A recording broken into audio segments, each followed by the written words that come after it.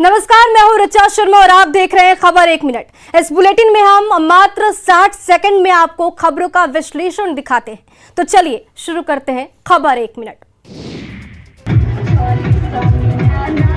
नर्तकियों को stage, trolley या फिर बार में डांस करते तो आपने बहुत बार देखा होगा, लेकिन पिंजरे के अंदर बंद करके नचवाने की कला और कलाकार दोनों का अपमान है ये वीडियो उस बिहार का है जिसने महिलाओं को 50% का आरक्षण देकर देश भर में महिला सशक्तिकरण की मिसाल पेश की। सबसे बड़ी बात ये कि मामला बिहार की राजधानी पटना से है, जहां एक शादी समारोह के दौरान नर्तकियों को पिंजरे के अंदर बंद कर डांस करवाया गया।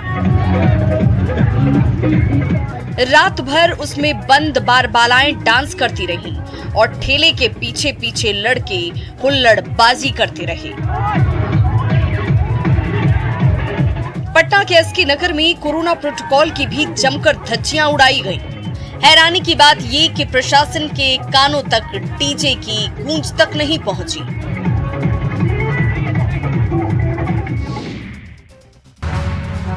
साइबर अपराधियों का नेटवर्क बढ़ता जा रहा है। पुलिस के लाख प्रयासों के बावजूद ये काला धंधा फल फूल रहा है। झारखंड का जामताड़ा और गिरिडीह तो पहले से ही बदनाम है, अब बिहार में इसका जाल फैलता जा रहा है।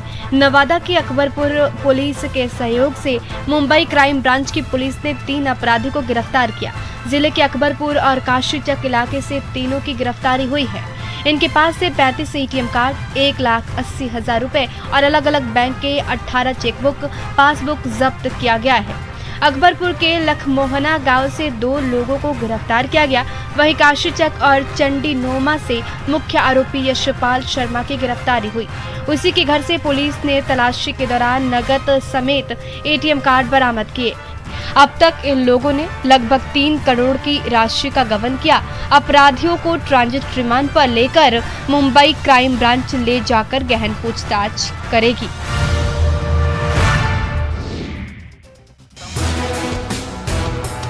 खगड़िया में पिता के सपने को पूरा करने के लिए एक बेटी ने मुखिया का चुनाव लड़ा और जीती। 22 साल की आकांक्षा के पिता की जब हत्या हुई तो वो मुखिया थे।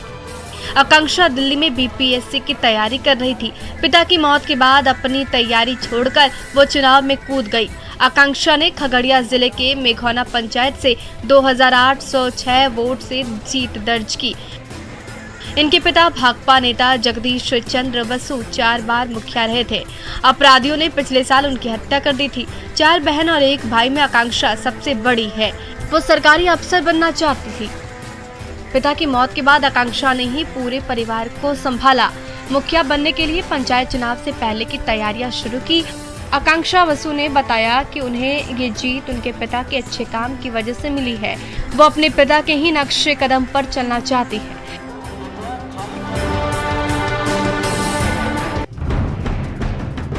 कोरोना के नए वेरिएंट ओमिक्रॉन ने विश्व की चिंता बढ़ा दी है। इसको लेकर पटना एयरपोर्ट पर अलर्ट है और कोरोना जांच को लेकर नियमों में बदलाव भी किया जा रहा है। विदेशों से आने वालों पर विशेष नजर रखी जा रही है।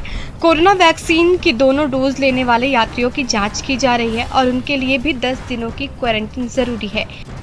हालांकि दोनों डोज लेने वालों को देश में हवाई यात्रा की अनुमति है और उनके लिए कोरोना जांच की बाध्यता नहीं होगी। वहीं दोनों डोज नहीं लेने वालों को 72 घंटे पहले RT-PCR रिपोर्ट देनी जरूरी होगी। पटना जिला प्रशासन और स्वास्थ्य विभाग की तरफ से पटना एयरपोर्ट पर कोरोना जांच की व्यवस्था की गई है।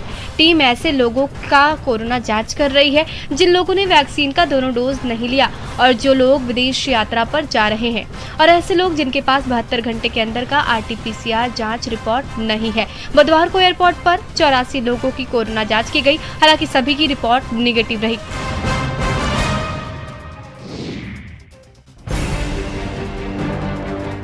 कोरोना की तीसरी लहर की आहट सुनाई देने लगी है। कई दूसरे देशों की नए वेरिएंट ने परेशानी बढ़ा दी है। National institute of disaster management के अध्ययन के बाद भारत में भी इसके आने की चेतावनी दी है। आशंका है कि ये वेरिएंट ज्यादा खतरनाक होगा।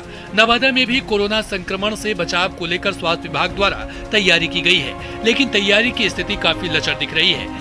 जिले में अब तक ऑक्सीजन प्लांट भी इंस्टॉल नहीं हो सका है। तीसरी लहर के पूर्व से ही जो तैयारी पूरी होनी थी अभी तक अधूरी पड़ी है। कोरोना संक्रमित मरीजों की संख्या में इजाफा होता है। तो निसंदेह उनके इलाज में परेशानी का सामना करना पड़ेगा। सबसे बड़ी बात है कि दूसरी लहर के दौरान ऑक्सीजन की काफी कमी महसूस की गई थी। इस कड़ी में केंद्र सरकार की ओर से मरीजों की सुविधा के लिए लाखों की लागत से नवादा सदर अस्पताल परिसर में ऑक्सीजन प्लांट का निर्माण कराया गया है। सदर अस्पताल प्रबंधन के मुताबिक एक छोटे से पुर्जे की कमी के कारण ये केंद्र काम नहीं कर रहा है।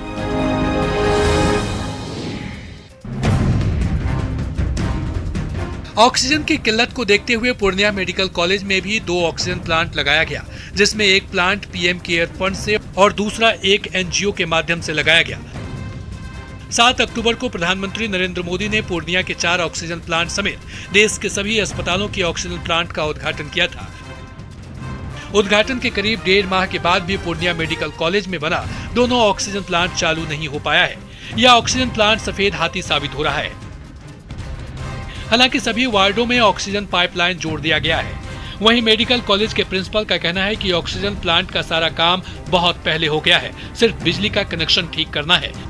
सवाल है कि बिजली कनेक्शन तो महज चंद घंटे का काम है, लेकिन इस चंद घंटे के काम के लिए पिछले 50 दिनों से ऑक्सीजन प्लांट ठप पड़ा हुआ है।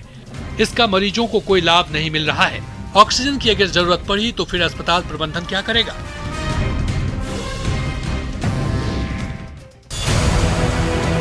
काली कमाई करने वालों के खिलाफ कार्रवाई लगातार जारी है। आर्थिक अपराध इकाई ने एक और पुलिसकर्मी के खिलाफ कार्रवाई की है। लालगंज थाना प्रभारी चंद्रभूषण शुक्ला के ठिकानों पर ईओयू ने छापेमारी की है। छपरा, सिवान और लालगंज में ईओयू ने छापा मारा है। चंद्रभूषण शुक्ला पर आय से अधिक संपत्ति अर्जित करने का आरोप है। लालगंज थाने में इससे लेकर केस दर्ज है। साथ ही शराब माफियाओं को संरक्षण देने का भी आरोप है। जिन 3 जगहों पर छापेमारी की गई उसमें छपरा भी शामिल है। लालगंज थाना अध्यक्ष चंद्रभूषण शुक्ला ने आलीशान मकान बनाया है। मकान छपरा के भगवान बाजार थाना क्षेत्र के रामलखन कॉलोनी में है, जहां आर्थिक अपराध इकाई की टीम छापेमारी करने पहुंची। चंद्रभूषण शुक्ला के सिवान स्थित आवास पर भी आर्थिक अपराध इकाई की टीम पहुंची। सिवान के रघुनाथपुर के पंजवार गांव में चंद्रभूषण का पैतृक आवास है। आवास के बाहर पुलिस के जवान को तैनात किया गया था। वहीं आर्थिक अपराध इकाई की ओर से लगातार छापेमारी के बाद गाँव में हड़कंप मच गया।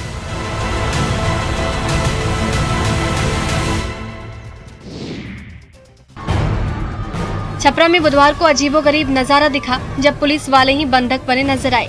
गुस्साए भीड़ के बीच घंटों बंधक रहे पुलिस टीम की पुलिस वालों ने मुश्किल से निकाला। ये पूरा माजरा छपरा के तेलपा मोहल्ले का है। हाजीपुर छपरा एनएच पर बालू लदे ट्रकों का आना जाना होता है। एनएच पर बालू कारोबारियों से पुलिस द्वारा वसूली के भी आरोप लगते रहे हैं। मामले को लेकर अब स्थानीय लोगों में आक्रोश पनप रहा है, जिसका उदाहरण बुधवार को देखने को मिला। भीड़ पुलिस वालों पर जबरन वसूली का आरोप लगा। पुलिस वालों को कोस रहे थे। भीड़ से घिरे पुलिस वाले दुबके हुए और बंधक बने रहे। लोगों के हंगामे के बाद कुछ पुलिसकर्मी भागने में सफल रहे। हालांकि 2 पुलिसकर्मियों को लोगों ने कमरे में बंद कर दिया, जिसके बाद में नगर थाने की पुलिस ने आकर छुड़ाया। नगर थाने के तेलपा मोहल्ले की ये घटना है। बताया जा रहा है कि इलाके में पुलिस के संरक्षण में सारा खेल चल रहा है, जिससे लोगों में आक्रोश है।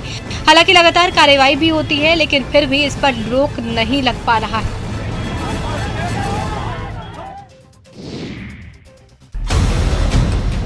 रांची का सेंट्रल यूनिवर्सिटी ऑफ झारखंड गलत वजहों से चर्चा में है। शिक्षक और शिक्षकेतर कर्मियों की नियुक्ति में गड़बड़ी के आरोप लगे हैं। मामले की जांच को लेकर मिनिस्ट्री ऑफ एजुकेशन की 5 सदस्यीय टीम जांच के लिए रांची पहुंची।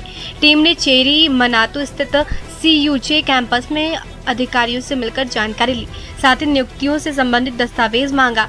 CUJ ने जून 2017 से अगस्त 2020 के बीच हुई नियुक्तियों में 50 शिक्षक और 62 शिक्षकेतर कर्मियों की नियुक्ति को लेकर गड़बड़ी का मामला सामने आया, जिसके बाद सेंट्रल विजिलेंस कमीशन ने पूरे मामले की विस्तृत जांच कराने के लिए केंद्रीय मानव संसाधन विभाग को पत्र लिखा।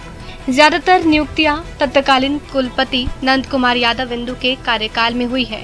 हालांकि मामले पर कॉलेज प्रबंधन ने किसी भी जांच टीम के आने से इनकार किया है। पूरा मामला क्या है, इसका खुलासा भी अब जल्द ही होने वाला है। लेकिन जांच में गड़बड़ी पाई गई तो कई लोगों की नौकरी खतरे में पड़ सकती है।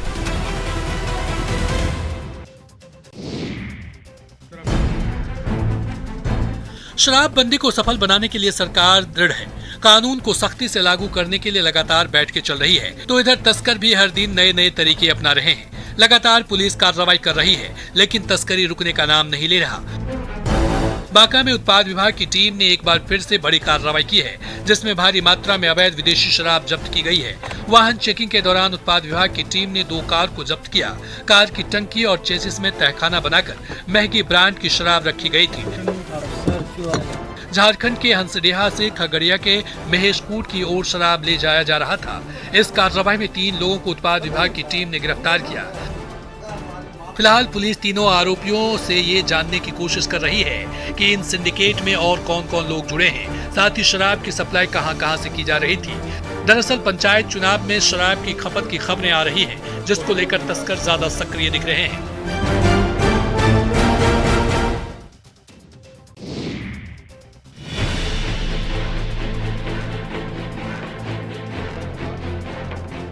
बिहार में अवैध शराब की सप्लाई ज्यादातर पड़ोसी झारखंड और यूपी से हो रही है।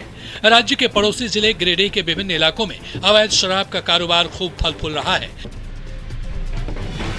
यहाँ बड़ी शराब कंपनियों के नकली प्रोडक्ट तैयार किए जा रहे हैं और उसे खपाया जा रहा है। राजधनबाद प्रखंड में गुप्त सूचना पर धनबाद पुलिस ने बड़ी मात्रा में नकली अंग्रेजी शराब की पैकिंग में इस्तेमाल किए जाने वाले ढक्कन और लेवल जब्त किए। इस दौरान एक कारोबारी धनबाद निवासी रंजीत साहब की गिरफ्तारी भी हुई। पुलिस ने ओरवाटाट के पास वाहन चेकिंग के दौरान गाड़ी से ये सामान जब्त किए थे। वहीं गाड़ी चालक पुलिस को चकमा देकर गाड़ी सहित भाग निकला था, जिसके बाद पुलिस की चुस्ती पर भी सवाल उठ रहे हैं। इधर एसपी के निर्देश पर चलाए जा रहे इस अभियान से शराब के अवैध धंधे में शामिल लोगों में हड़कंप है। एसडीपीओ ने बताया कि गिरफ्तार आरोपी से पूछताछ की जा रही है, जिससे और जानकारी जुटाया जा सके।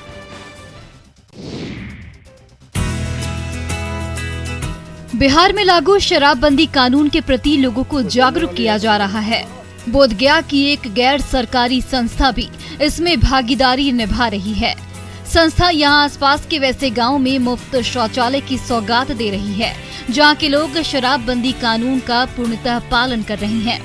इस कार्य के लिए मलेशिया के बौद्ध श्रद्धालु आर्थिक मदद कर रहे हैं। सिद्धार्थ कंपैशन ट्रस्ट बोधगया के अध्यक्ष विवेक बताते हैं कि मुख्यतः महादलित समुदाय के गांव को टारगेट किया जा रहा है। मालूम हो कि अवैध शराब निर्माण, बिक्री और सेवन इन्हीं गांव में ज्यादा किए जाने की शिकायत मिलती है। अभी बोधगया के पास हथियार गांव के महादलित टोला में फ्री शौचालय का निर्माण किया जा रहा है। फिलहाल 20 गांव को चिन्हित किया गया है, जहां के लोग शराब पीना छोड़ चुके हैं। गांव के लोग बताते हैं कि वे शराबबंदी कानून का पूरी तरह पालन कर रहे हैं।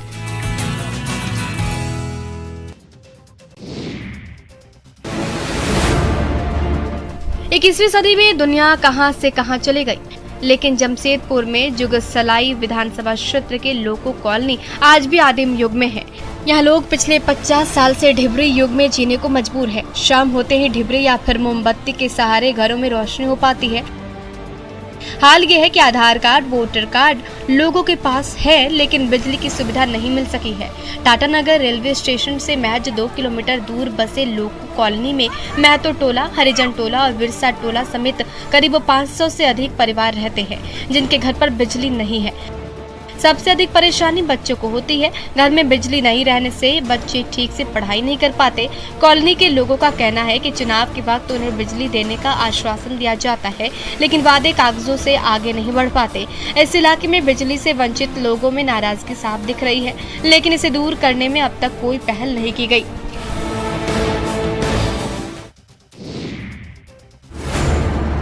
कभी खुले आसमान के नीचे तो कभी टूटी फूटी झोपड़ी में शिक्षा की लौ जला रहे यह बच्चे गांधी की धरती पश्चिम चंपारण के हैं, जो पिछले 14 साल से इसी तरह बैठकर शिक्षा का अलख जगा रहे हैं और अपना भविष्य संवारने की जद्दोजहद में लगे हुए हैं। हद तो यह है कि 20 फीट की झोपड़ी में 60 से अधिक बच्चे पढ़ते हैं, वो भी महज 2 शिक्षकों के भरोसे। विद्यालय की शिक्षिका बताती हैं कि चनपटिया प्रखंड क्षेत्र के बनवाटोला गांव स्थित राजकीय प्राथमिक विद्यालय बनवाटोला की स्थापना 2007 में हुई, लेकिन न तो विद्यालय का भवन बन सका और न ही विद्यालय में पानी से लेकर शौचालय तक की सुविधा है। पिछले 10 साल से विद्यालय भवन के साथ साथ अन्य सुविधा मुहैया कराने के लिए पदाधिकारियों के पास शिक्षक दौड़ रहे हैं, लेकिन सुनने वाला कोई नहीं है। सरकार शिक्षा में सुधार को लेकर लगातार प्रयास कर रही है, लेकिन कई जगहों पर अधिकारियों की लापरवाही की वजह से परेशानी बनी हुई है।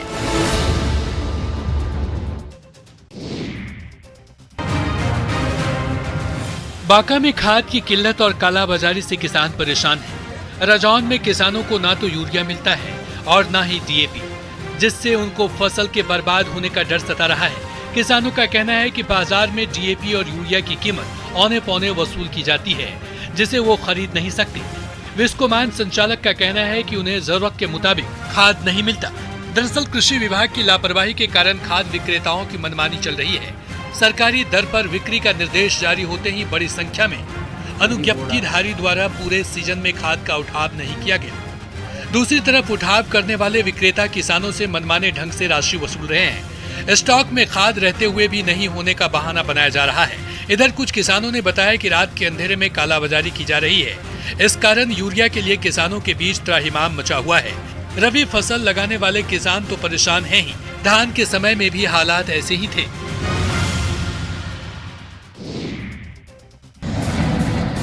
पूरे उत्तर भारत में ठंड ने दस्तक दे दी है। इसके साथ साथ कोहरे ने भी अपना असर दिखाना शुरू कर दिया है। इंडियन रेलवे ने ठंड और कोहरे को देखते हुए 1 दिसंबर से कई ट्रेनों के परिचालन पर रोक लगाने का फैसला किया है। पूर्व मध्य रेलवे ने कोहरे को देखते हुए पटना से होकर गुजरने वाली 23 जोड़ी ट्रेनों को दिसंबर से फरवरी तक के लिए रद्द कर दिया गया है, तो 21 जोड़ी ट्रेनों की रनिंग में कटौती की गई है। साथ ही त्योहारी सीजन में शुरू हुई कई ट्रेनें भी 1 दिसंबर से बंद हो जाएगी। ये सारी ट्रेनें फरवरी के महीने तक कैंसिल की जा रही है। ठंड के असर ने धीरे धीरे ट्रेनों पर असर दिखाना शुरू कर दिया है और कई ट्रेनों की जो रफ्तार है उसमें कमी की है और पटना से गुजरने वाली लगभग 23 जोड़ी ट्रेनें 3 महीने के लिए रद्द भी कर दिया गया। ये रेलवे ने एक बड़ा कदम उठाया। बता दें कि त्योहार के सीजन में रेलवे ने करीब 668 स्पेशल ट्रेनों का संचालन शुरू किया था। इनमें से ज्यादातर ट्रेनें दीपावली और छठ पूजा के मौके पर चलाया गया था।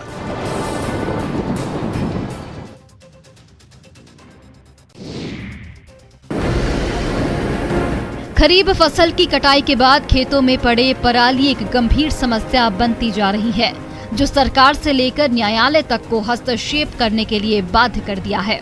खरीफ फसल की कटाई में अब ज्यादातर हार्वेस्टर का उपयोग किया जाता है, जिससे फसल का अवशेष यानी पराली खेत में ही पड़ा रह जाता है, जिसे जलाने की शिकायतें मिलती रहती हैं। हालांकि इससे खेतों की उर्वरा शक्ति प्रभावित होती है, साथ ही वातावरण भी प्रदूषित होता है। लेकिन अब बांका जिले के रजौन प्रखंड के 5 गांवों का चयन किया गया है, जहां पराली प्रबंधन के लिए सराहनीय प्रयास किया गया है। यहां कृषि विज्ञान केंद्र बांका की ओर से स्ट्रॉ बेलर मशीन दिया गया है, जिससे किसान काफी खुश हैं। इस विधि से अब किसानों का काम आसान हो गया है। मशीन की खरीदारी पर सरकार 80% तक अनुदान भी दे रही है। किसान भी स्ट्रॉ बेलर मशीन से पराली प्रबंधन को क्रांतिकारी कदम बता रहे हैं।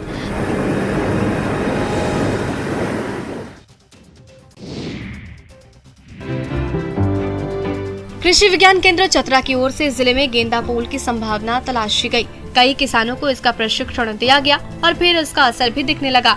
अफीम की खेती के लिए कुख्यात चतरा की फिजा अब बदल रही है। अफीम की जगह पहाड़ों की तलहटी में फूलों की खुशबू महक रही है। इसमें पुलिस प्रशासन की सख्ती और जागरूकता अभियान का भी असर है। चतरा में सालों से लगभग 1000 एकड़ में अफीम की खेती होती थी, जिसके खिलाफ पुलिस ने अभियान शुरू किया और ड्रोन के जरिए ऐसे इलाकों तक पहुंच गई जहां अफीम की खेती चोरी छिपे होती थी। इसके अलावा पोस्टर लगाकर गांव में जाकर लोगों को जागरूक किया गया और उसके बाद अब किसान अफीम की खेती छोड़कर गेंदा के अलावा दूसरे फूलों के साथ सब्जी की खेती कर रहे हैं। अब किसान भी खुश हैं और उनकी माने तो पहले अफीम की खेती करने के दौरान परिवार से दूर रहना पड़ता था और पुलिस का डर भी रहता था, लेकिन अब कोई डर नहीं है और अच्छी आमदनी के साथ परिवार के साथ सुकून से भी रहते हैं।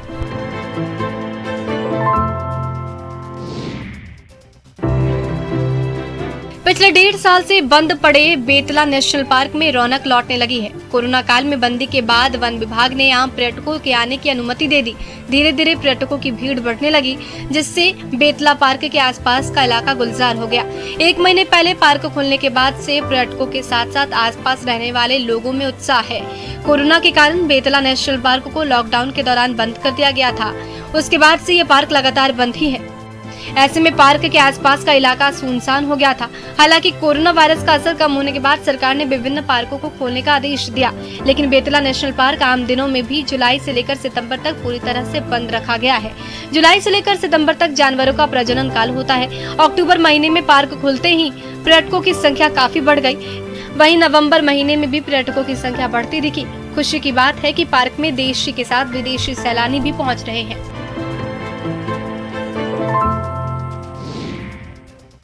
उधमपुर के देविका घाट की तस्वीर अब बदल गई है। जहां शाम के वक्त आने में लोगों को डर लगता था, वहां अब घूमने वालों का जमघट लगने लगा है।